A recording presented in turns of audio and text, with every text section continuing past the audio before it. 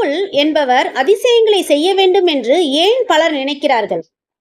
மக்கள் தங்களுடைய நிலத்தை அளவுகோல் கொண்டு அளந்து வரப்பு போட்டு பிரித்து பங்கிட்டுக் கொள்கின்றனர். அதை போல தலைக்கு மேலே எங்கும் வியாபித்து இருக்கும் ஆகாயத்தை அவ்விதம் பங்கிட்டுக் கொள்ள முடியுமா?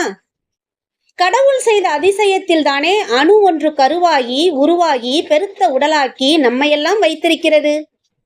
இதற்கு மேலும் இறைவன் உன் கண்முன்னே அதிசயங்களை செய்ய வேண்டும் என்றால், இறைவா, உன்னை உணர்வதற்கான கருணை மேன்மை எனக்குள் தந்தருளுவாய் என்று ஆவல் மிகுதியாய் பாலுக்காலும் பச்சிலம் குழந்தையாய் மாறி உனக்குள் ஏங்கு, கதறு.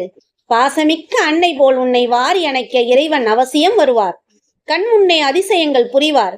அவன் காட்சி கிடைத்து விட்டாலோ அதன் பிறகு எந்த கேள்விக்கும் விடை தேடி எங்கும் நீ அலைய வேண்டி வராது.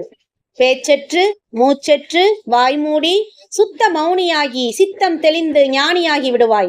அதன் பின்னே அன்பு ஒன்றே வாழ்க்கையின் ஆதாரம், அதுவே நமக்கு நோக்கம் என்ற அறிவும் புரிதலும் உண்டாகிவிடும்.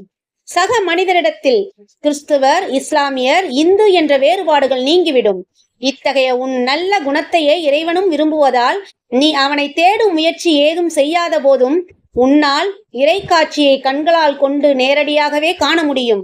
ஆக இறைவனை நீ காண வேண்டுமானால், அவன் அற்புதங்களை புரிந்து கொள்ள வேண்டுமானால், அன்பு என்னும் ஏணியை பற்று, அன்பு என்னும் படகில் ஏறு, அன்பு என்னும் செல்வத்தை சகல உயிரிடத்தும் வாரி வழங்கு. அன்பு கொடுக்க கொடுக்க வளர்ந்து கொண்டேதான் இருக்கும். அது வற்றாத ஜீவ ஊற்றாய் சுரந்து கொண்டேதான் இருக்கும். அதனால் நீ பெரும் பலன்கள் எண்ணிலடங்காதவை. இந்த உண்மையை புரிந்து கொண்டால் கடவுள் கண்முன்னே அதிசயங்களை செய்ய வேண்டும் என்ற எண்ணம் எவருக்கும் வராது. அன்பே சிவம்.